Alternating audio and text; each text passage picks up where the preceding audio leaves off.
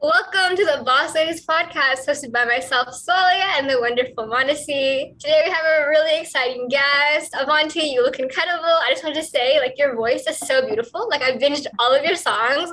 I have one of your songs in my playlist actually, just for the record, but please introduce yourself. Thank you so much. You're so kind, and I'm so excited to be here with two incredible teen boss ladies themselves. My name is Avanti. I am a singer-songwriter, content creator, and entrepreneur. I've lived half my life between the US and India, and currently I'm based out of Mumbai. I create content and songs and all the art forms kind of around a few different areas. One is education, the other is kind of one could categorize it as taboo topics in some capacity. I talk a lot about mental health, sexual health, and um, kind of issues that particularly in our cultural context we don't often talk a lot about. And it's been very fun. I've been performing for many, many years, and I'm also an older sister in real life, and now on the internet, a lot of people call me the Hindi word for older sister, which makes me very, very happy. So yeah, that's a quick introduction. And I just graduated. Um, wow, I keep saying last year, but we're in 2022, so I guess now a year and a half ago from Harvard and the Berklee College of Music. Yeah, thank you so much for being here. We're so excited to have you. And I think you have such an interesting background in so many different areas of social impact, which was one of the reasons that we wanted to talk to you and have you on the podcast. So I think just jumping into that avenue, I think you're so open about such a wide range of topics, whether that be like safe sex or mental health or just like being that older sister for so many people. I'm curious to hear like what that journey sort of looked like how you reach that point because I think that there's so many singers and influencers and content producers who still have like this barrier in terms of like the topics that they address and don't address. And I think that makes sense because it's more so a feeling of comfort for a lot of people. But I think that you've really stepped up and you've made your role more than just like a content producer or a singer, but like actually being there and making that holistic connection with people. So I'm curious like what that journey sort of looked like for you. Oh, thank you. That's very sweet. So a few things actually went into that journey. One, I think a lot of it, any aspect of anybody's journey is personally inspired.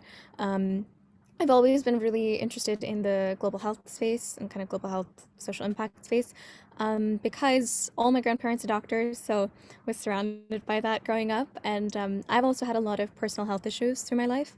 And so it was always something that was very salient to me that I had access to care in a way that a lot of people didn't, and I just saw that equity gap very closely.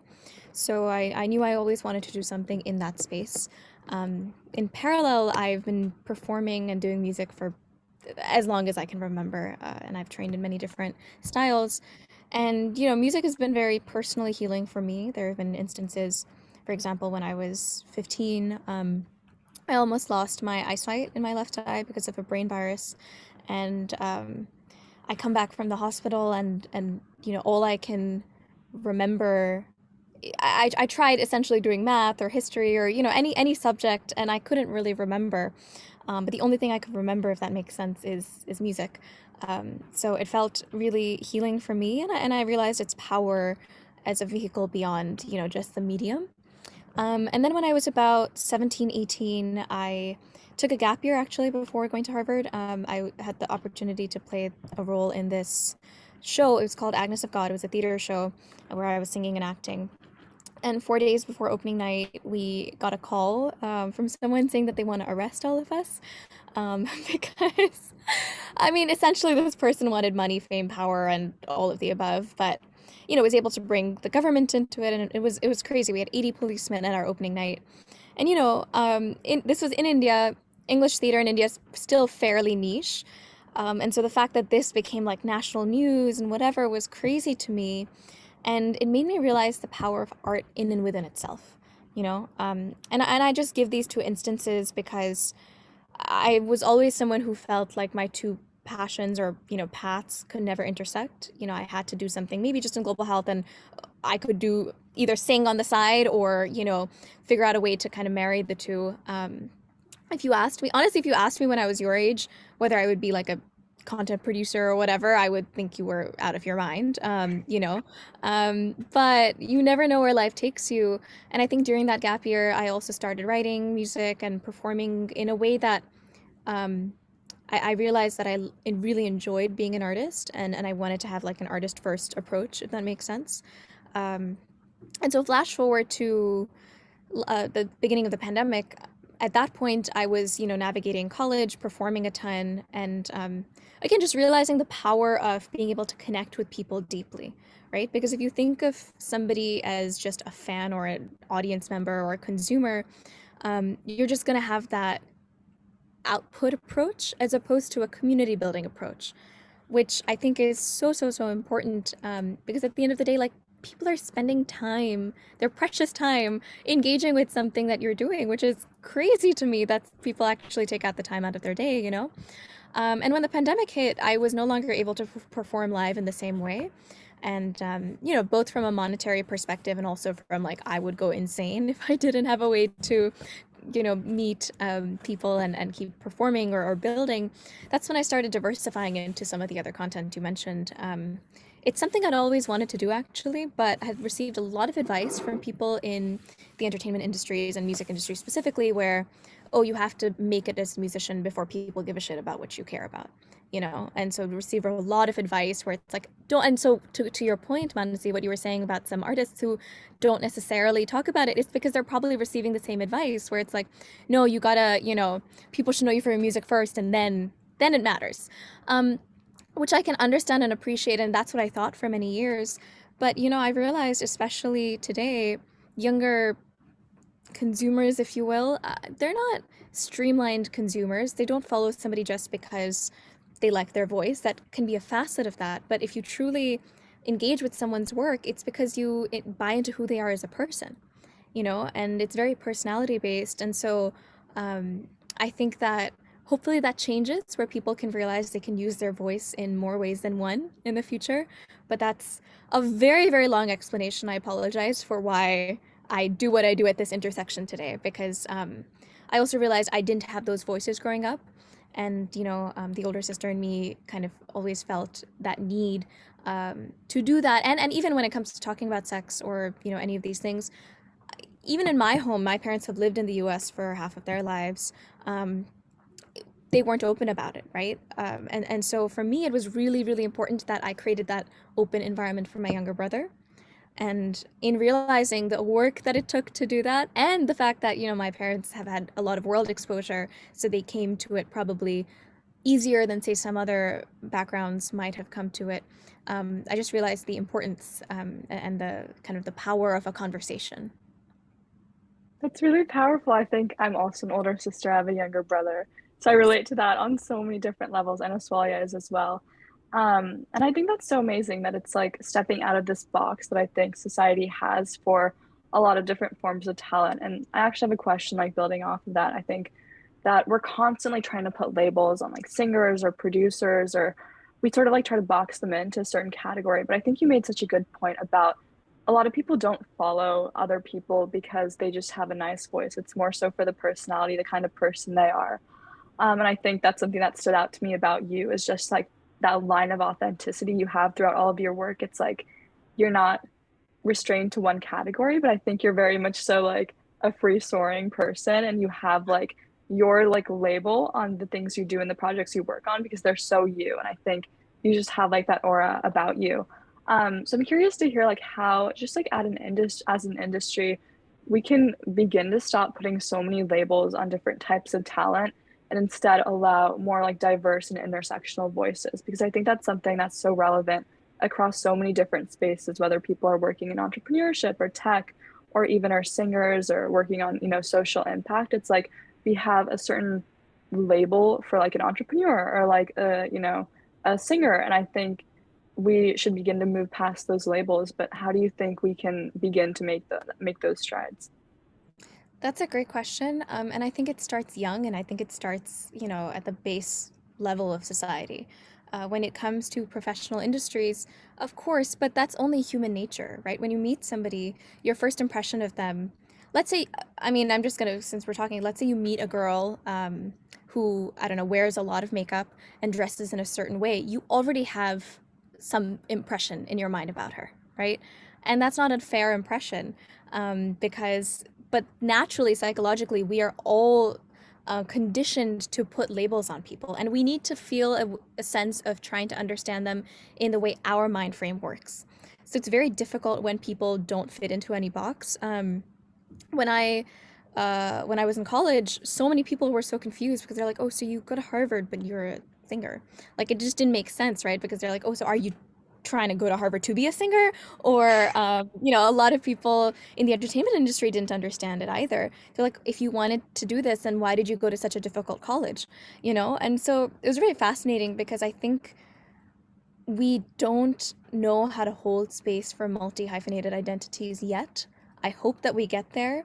But even when we think of humans, right? Think of, I don't know, your parents. You probably think, and that's because you think of your mom as your mom, but she has so many different aspects and identities to her, right? And unfortunately, we often don't allow, and particularly don't allow women to exist in more spaces than one and take up that space. You know, like we reward often men for being a father for just doing a single parental duty, whereas it feels like it's a part of what a woman has to do, right? And I'm not trying to, this is true for people across genders. It's not a gendered thing, but I'm just saying that I find that with every level of intersection, right? So you add gender on top of it, then you add race on top of that, then you add sexuality on top of that, you add all of these layers. It's hard for people to perceive that somebody can be something beyond that, right? So I think, especially as, folks, brown women in this world, I think you have to hold your head high and not let any of those labels define you and kind of pave your way forward, because everyone's going to continue to do that. As an industry, how do we prevent it? We need more diverse gatekeepers, where the gatekeepers are not, just folks who are used to, oh, you're Indian, so you wear a bindi and do whatever, right? Or whatever that might be. We need more voices in rooms that are diverse. And it's, one aspect of it is representation, but the other aspect of it is perspective. And I think it's also important as you grow through anybody's journey. My team is all women.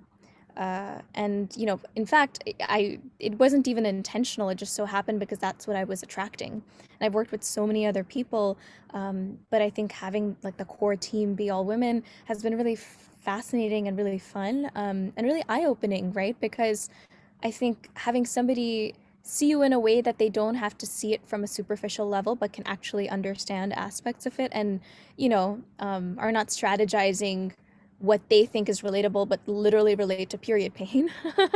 It makes a difference. And so, yeah, I just think it's surrounding yourself with like-minded folks or open-minded folks, and hopefully both.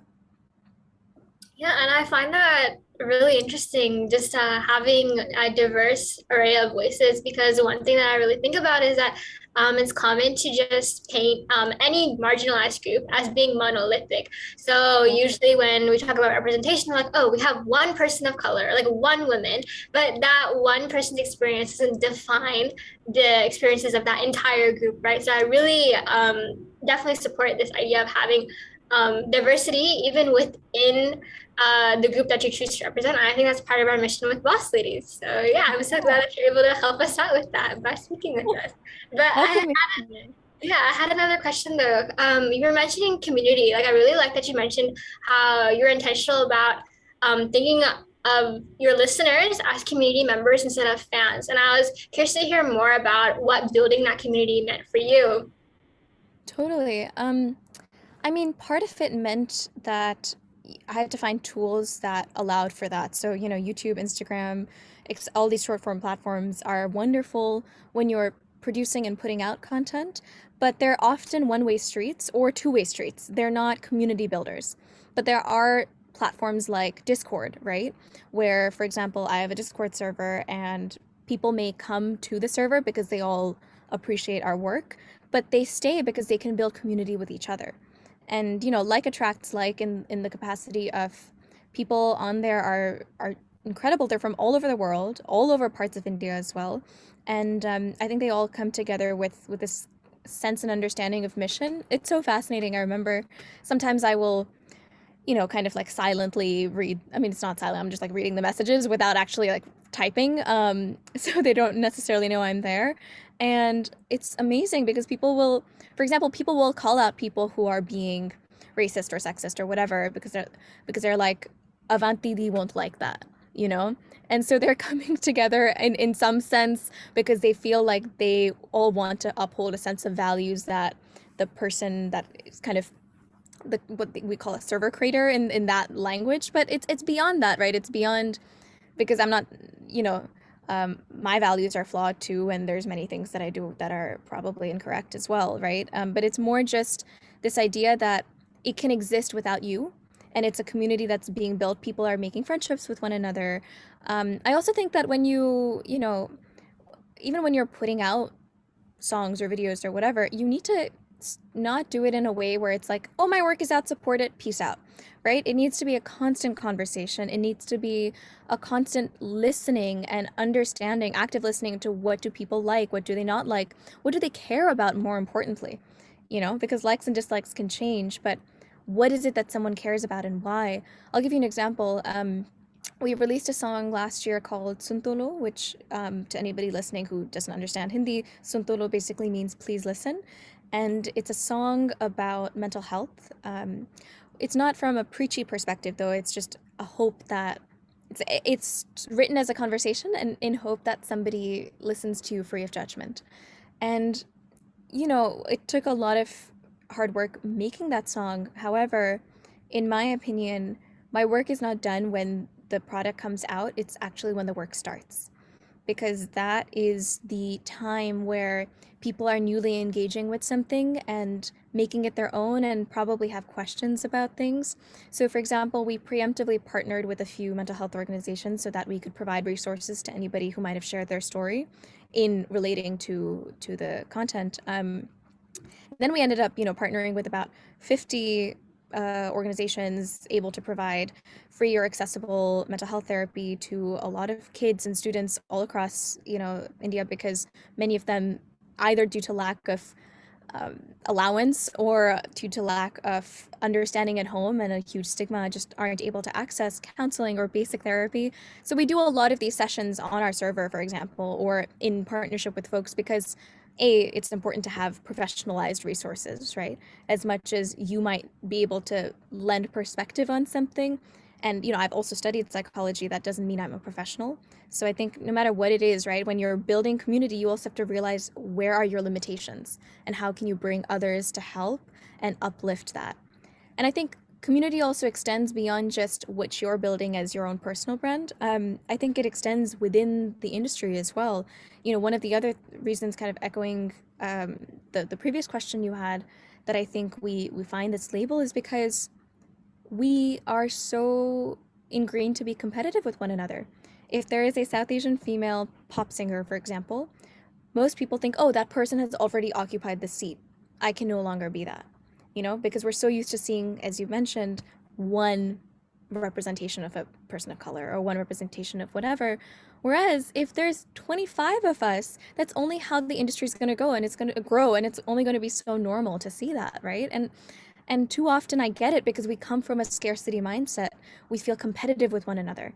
But if we are collaborative instead of feeling competitive, and the more we lift each other up, collaborate on things, the bigger the pie is going to grow for everybody, and the bigger the opportunities are going to get down the line. I really love that you mentioned Sudalo because I listened to it. So I speak Urdu, not necessarily Hindi, but I can understand the song. So that was really, really cool to hear it and understand the lyrics.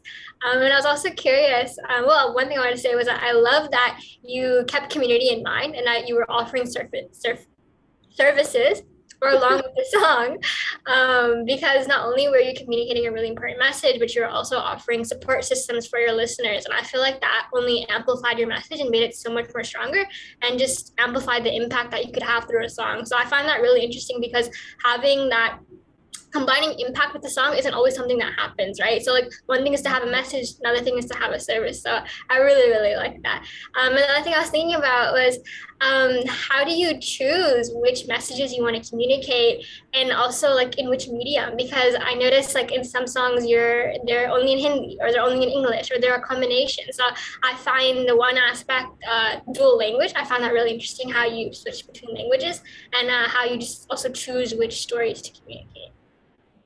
That's a great question. In some cases, it's been an active choice. For example, Santolo was definitely an active choice to be in Hindi because I feel like for a lot of folks, the stigma exists in a way where people often honestly feel like therapy is something for the rich or for the English educated, right? In South Asia, and so I wanted it to be a conversation someone could have with their parents, where all they needed to do was play the song and hopefully or show them a visual of the song, and hopefully that would at least lead to a conversation of how someone's feeling, you know. I think with others it just depends on a my own level of comfort. With Hindi it's a little bit, I speak Hindi decently. However, my vocabulary is a little bit limited in the language, and so I need to collaborate with writers. And sometimes you don't always see the vision come through, right? If you want to write about something. With this one, I got really lucky. Um, but I realized, that it it's always going to be an experimentation, and it's always going to be one of those things where luckily music is a universal language, and no matter what you actually choose as the base language of the song, you can always communicate those messages in other ways. So let's say a song might be in English, but I can still have content around it that's in Hindi or regional languages, right? So to make it more globally accessible, and vice versa.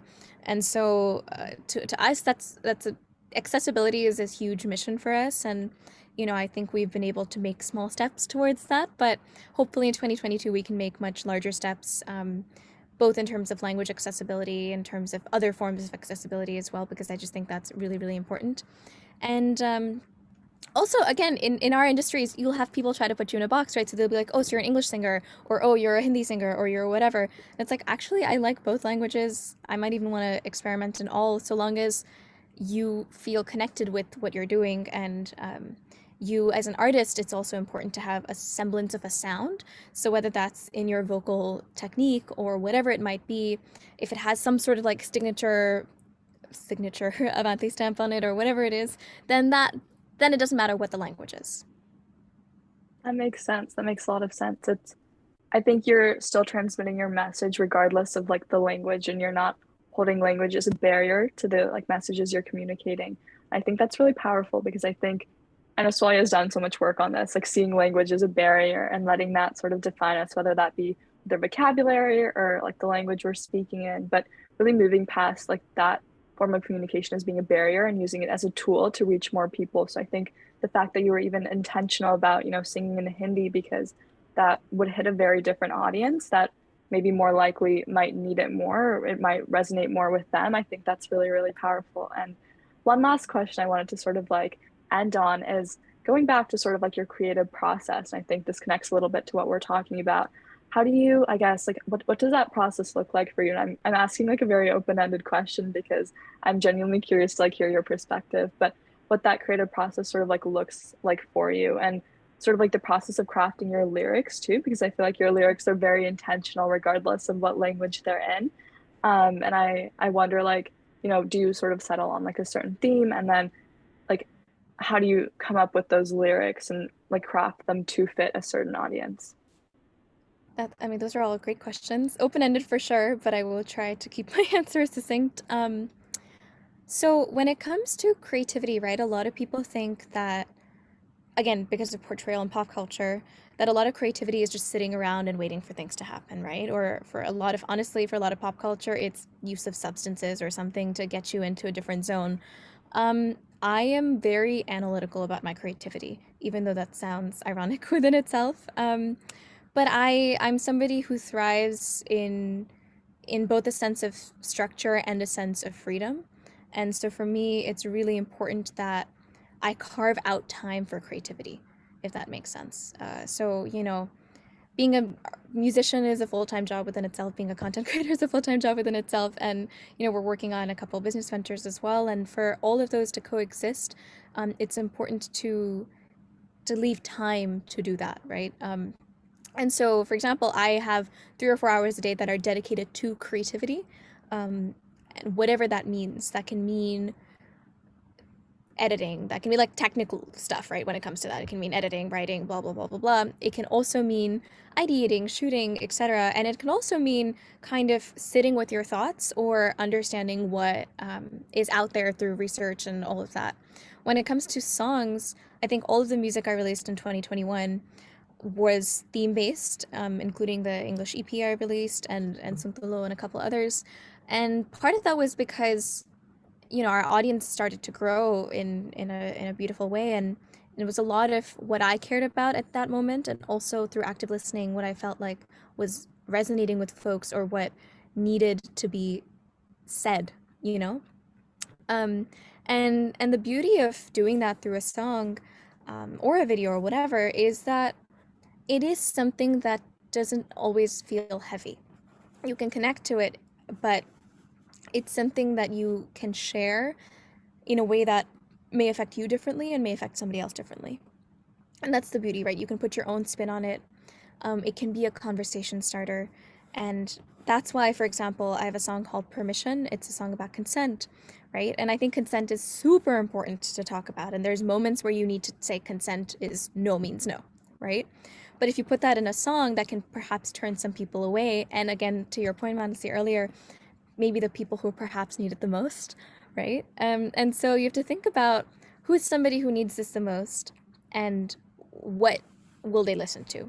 Well, they'll probably listen to a sexy song, right? Something they might want to add to their bedroom playlist. So why not make the song itself sexy? And reframe consent as not this like heavy thing that you have to do or this tedious task, but as just like permission, you know? And so, sometimes the thought process is such. Sometimes there have been songs which come out of just pure raw emotion, right? And it really depends. It's different for everything. But even when it comes to producing other types of content, the videos we create, the series we create, the unfortunate truth of content is that at the end of the day, it's all machine learning and an algorithm, right? And so you have to have constant output to even understand what is working, what's not. And as a result, you can lead to burnout really quickly. So it's just important to use a few techniques, right? So one technique is banking content, where you decide that one day you will film a bunch of stuff so that you're not burnt out trying to do it every single day. Another technique is kind of trying to understand what is working in the world. You can call it trends, you can call it whatever, and spending time figuring out how to put your own spin on that so that you're potentially reaching an audience that you don't already through that particular sound or through that particular type of trend, and perhaps they'll come back and be interested in more, right? And sometimes it means conversations with friends, doing something that's not quote unquote creative to stimulate those juices. But I think you can always have an active form of creativity. There's passive forms too, but it's important to kind of have those juices together. So long story short, my process is definitely varied, but it is rooted in a lot of planning around it. I think that's powerful, like the active listening and actively searching for different perspectives, because I think, like you said, like I think people sort of wait around for creativity sometimes, but I think if we're all waiting around, like who's actually doing the work, like no one's doing the work, right? So actually like seeking out those perspectives and conversations to stimulate that is so powerful. And also the fact that I think your process is so varied, but also, I think the fact that even in some of your songs, you can reframe certain concepts to be a certain way, even with consent. I think it's sort of seen as like a burdensome thing, or like, oh, do I have, like, maybe I shouldn't, like, maybe I should step away, or, I think reframing that to be a power move and be something that's like powerful for people to do. I think that's like, you're inherently changing someone's opinion about a topic, which is something you can't really do through a lot of different means, because I think we're all very resistant to those types of conversations, especially like, I think the world is so polarizing, but I think the fact that you can do that in sort of like an indirect means and cause people to sort of rethink their opinions on certain things is so, so powerful. And I think this is a good place to wrap up the episode. I know we kept this one a little bit short, but I think we covered so many different things in this episode, from like your creative process to just like some of your stories and sort of like the, kind of big sister aspect of yourself that you created and how you've been able to do that. And I think that I've learned so much from this conversation. So thank you so much for coming and speaking. And I know our listeners have as well. Thank you so much. It was like such a honor to be able to speak with you today. Yeah. Oh my gosh, I'm so honored to be able to speak with two incredible ladies such as yourself. Thank you so much for having me. This was really, really beautiful, and I really enjoyed learning from both of your perspectives as well, in the way that you've clearly engaged with whether it's the work that we do or with the world in a way that you've seen these perspectives. To anybody listening, please make sure you go subscribe to the podcast and go like, share, comment, and go show them some love because it's important to support each other. And thank you again, Manasi and Sualeha, for having me. This was really lovely. Yes. Thank you so much.